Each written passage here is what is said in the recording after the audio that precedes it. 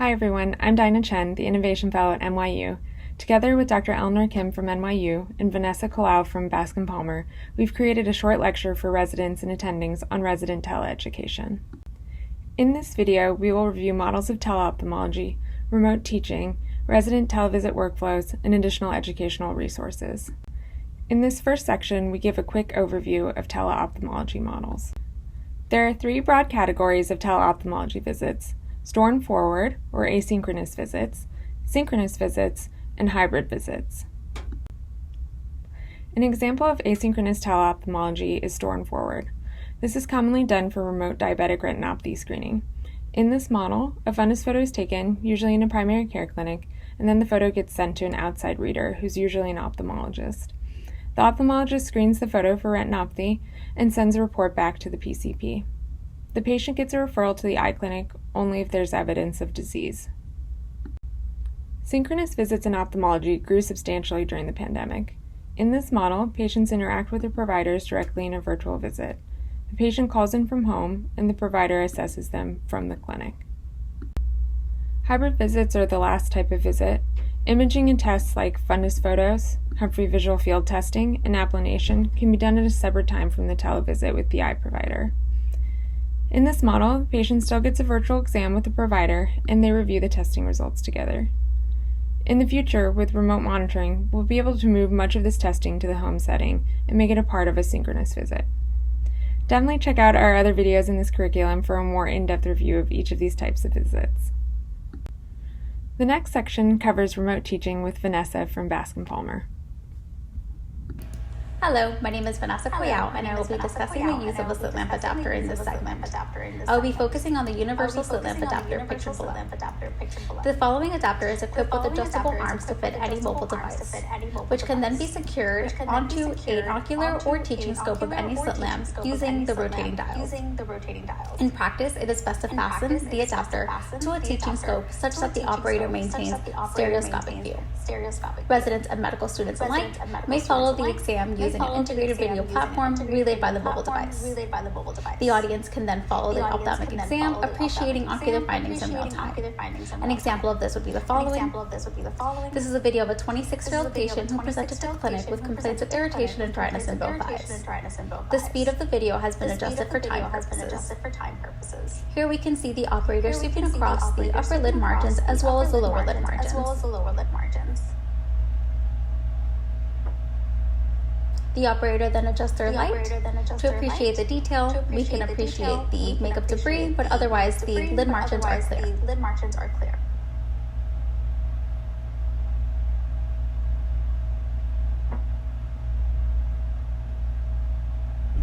The operator then moves on to the cornea, appreciating layers of the cornea, and sweeping across. The operator zooms in for further evaluation of the cornea.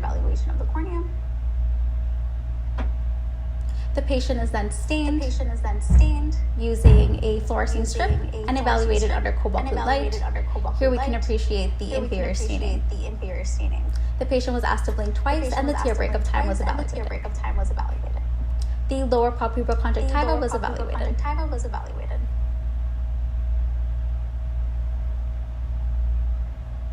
As well as the upper palpebral conjunctiva via inversion of the upper lid.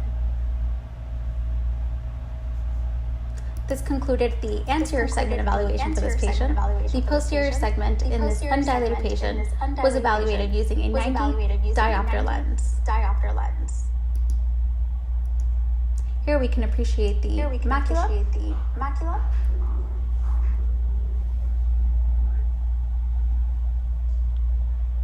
as well as the optic nerve. And this concludes the ophthalmic examination for this patient. Residents may then conclude their assessment and plan and discuss the findings with their attending. Thank you for your time.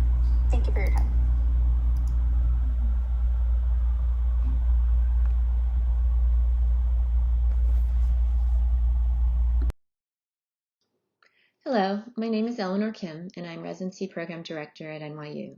I am now going to walk you through the workflow of a resident attending joint televisit, which we implemented at our residency program during the COVID-19 pandemic. Before the visit, it's important that the residents do a little prep work to get set up. At NYU Langone, we use Epic EHR, and our residents are trained on how to use Epic and conduct video visits through modules. These visits require Haku for smartphones or Cantu for tablets. The day before the scheduled video visit, we ask the residents to review the attending schedule and conduct a brief chart review. Any patient-submitted images and patient complaints could be reviewed at this time. Any specific patient concerns or workflow needing further attention could be discussed with the attending at this point. On the day of the video visit, the resident and attending coordinate closely. To optimize the video visit experience, it is important to have an appropriate location, as well as optimal lighting, privacy, and audio. Other professionalism tips for residents for video visits include positioning cameras eye level, looking at the camera often, and avoiding multitasking while on the video visit. When the patient is indicated to be ready in the EHR, the resident can initiate the video visit, introduce themselves, and importantly, ask the patient for permission to be part of the video visit and consent for the video visit. At this point, the resident can start obtaining a pertinent history, HPI, and exam. Be prepared for the patient to possibly have difficulty connecting, and convert to telephone if the video connection does not work. You may also need to ask the patient to change and adjust their lighting, and you may need to know where the patient is located for billing purposes. Let's talk a little bit more about the history and exam. At our institution, we created a cheat sheet, or a set of guidelines around symptoms or findings that should be evaluated in person. For joint video visits, the attending will help to indicate which patients need to be escalated to an in-person exam, and also help assess how accurate the video visit findings are. These are valuable teaching points for residents in teleophthalmology, as this type of triaging requires experience in this area.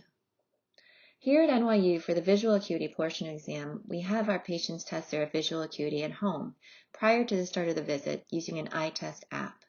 These results automatically input into Epic.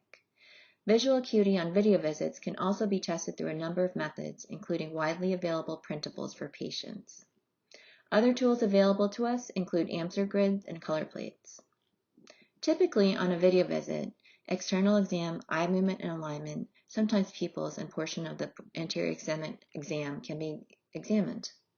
Residents should ask any additional pertinent questions at this point. Finally, the attending joins the video visit. At our institution, we had residents text attendings directly when the portion of the visit was done. Then the resident would present to the attending, just as they would in person, with the patient present. The attending can then ask additional questions or conduct any additional testing before concluding the visit with the patient.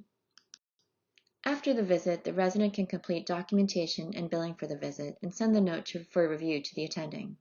At the end of a video visit day, the attending can review teaching points similar to an in-person clinic day.